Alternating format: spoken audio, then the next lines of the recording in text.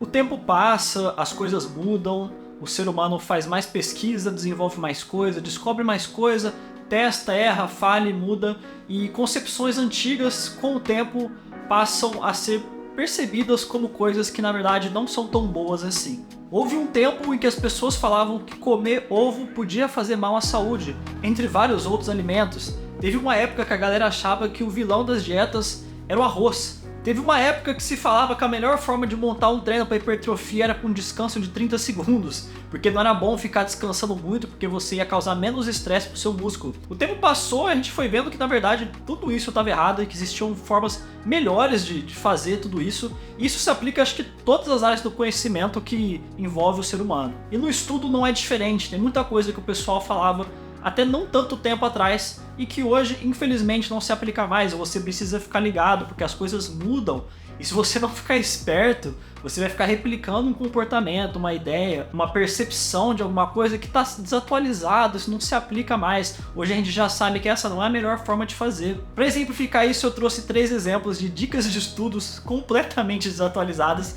para você não fazer mais. E a primeira é a clássica, que eu já falei aqui 300 vezes: estudar só lei seca. Meu amigo, no passado existiu sim um momento que dava para você só estudar lei seca, principalmente para a área de tribunais. Muitos concursos cobravam só a letra da lei, você decorava o artigo, chegava lá, era um artigo escrito de 4 formas diferentes, uma em cada alternativa, todas com a palavra errada. Você achava qual que estava com a palavra certa, assinalava e era a questão ganha, era tranquilo, não existia muito raciocínio por trás da resolução da questão. Mas isso mudou, porque agora tem muito mais gente fazendo prova de concurso e a nota de corte começou a subir. Tem prova que a galera gabarita, a prova do TJSP já teve gente que gabaritou. Eu sei que tem outras provas também que isso já aconteceu. E a banca, ela não quer que isso aconteça, o órgão não quer que aconteça. Aí vai empatar, tem 100 colocações lá, 100 vagas, chega no final, empata 30 pessoas. Entendeu? É complicado, então eles têm que começar a subir o nível e também os níveis dos materiais vão subindo, dos cursos, o acesso à informação, o acesso das pessoas ao conhecimento também vai subindo e vai desenvolvendo. Então lentamente vai acontecendo esse aumento na complexidade. E de uns anos para cá isso realmente aconteceu. O que aconteceu? As bancas hoje, mesmo quando elas cobram uma questão que exige apenas o conhecimento da lei, elas cobram isso de uma forma que exige um raciocínio um pouco mais complexo, que você compreenda realmente o significado e o contexto daquele artigo, a aplicação prática. Tem sido muito comum em bancas que não faziam isso, que os artigos cobrados sejam cobrados na forma de um exemplo de um caso concreto. O que antigamente seria só artigo escrito, hoje a questão conta uma historinha, isso é muito comum. Além disso, está muito mais comum também questões que misturam assuntos diferentes, aumentando a complexidade, inclusive também na forma da escrita da questão. Isso foi muito perceptível na última prova do TJSP. E recentemente uma pessoa veio falar comigo sobre a prova de oficial de justiça que teve do TJSP esse ano, 2023, e a pessoa comentou: nossa, eu fiquei surpreso com o nível das questões, tava complexo, que não sei o que. E aí eu questionei, né? Por quê? Não, porque a gente estava estudando lei seca, que não sei o quê, porque o perfil da Vunesp. Falei, cara, realmente, comparado com outras bancas, a Vunesp valoriza bem a lei seca. Só que esse perfil que algumas pessoas estão enxergando nas bancas, ele já passou.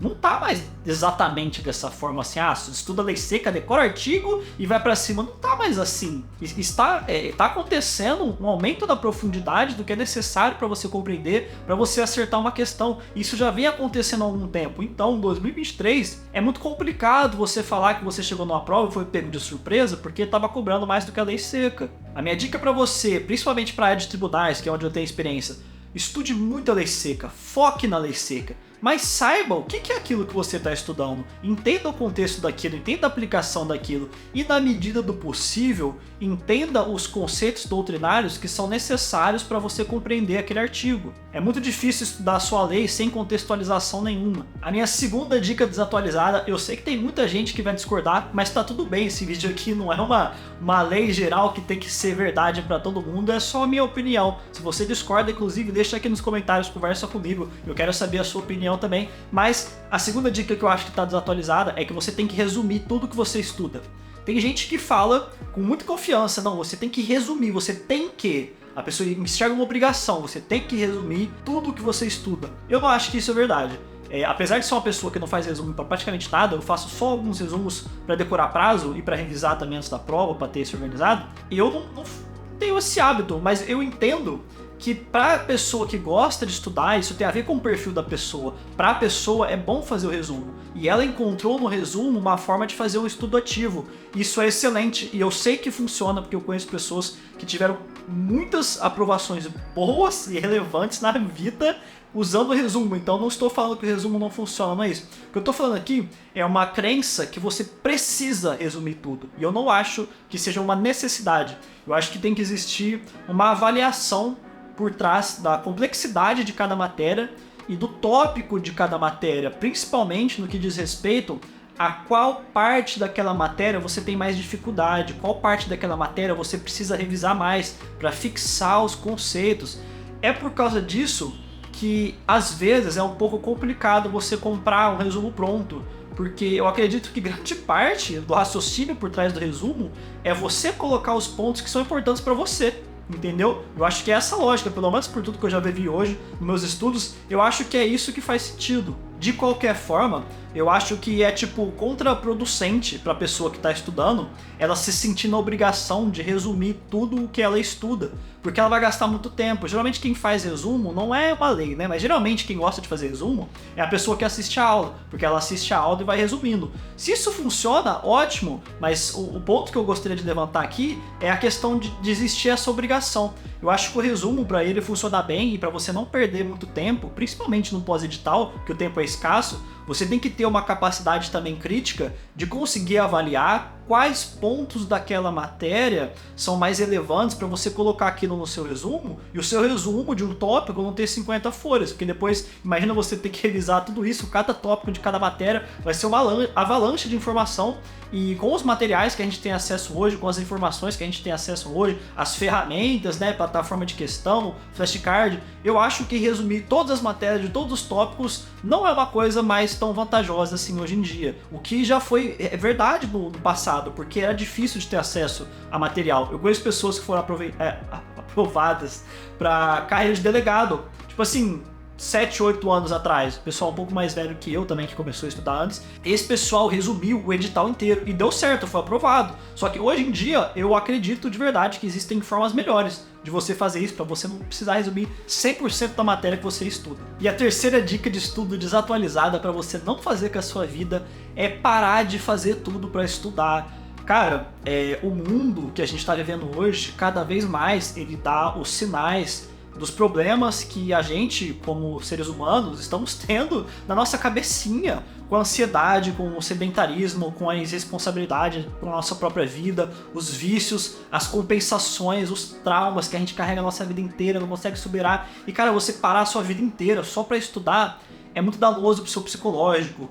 Com exceção do pós-edital. No pós-edital, eu não falo que vale tudo, mas cara, vale muita coisa. No pós-edital realmente o bicho pega, não tem jeito. O pós-edital é loucura mesmo, faca na caveira e você dá seu máximo. Por quê? Porque são 3 meses, entendeu? Agora, você passa o ano inteiro estudando, esperando. Às vezes, a hora que abre o edital, se você ficou o ano inteiro nesse ritmo, vai abrir o edital, você vai cair, você não vai aguentar, entendeu? Vai explodir de ansiedade. Não é isso que a gente quer. É legal você encontrar seus amigos, encontrar sua família, você viver, você fazer as coisas que você gosta de fazer, independente do que sejam essas coisas. Você ter formas no seu hábito, na sua rotina, que você possa extravasar, que você possa colocar essa ansiedade pra fora, que você possa viver o mundo real, não ficar trancado o dia inteiro dentro do quarto, pegar a luz do sol, é muito importante, dormir bem, acordar bem, se alimentar bem, praticar uma atividade física de preferência, se isso for uma possibilidade pra você. Você não parar de viver, porque a gente tem que aproveitar o caminho. A jornada, muitas vezes, do concurso, ela é longa.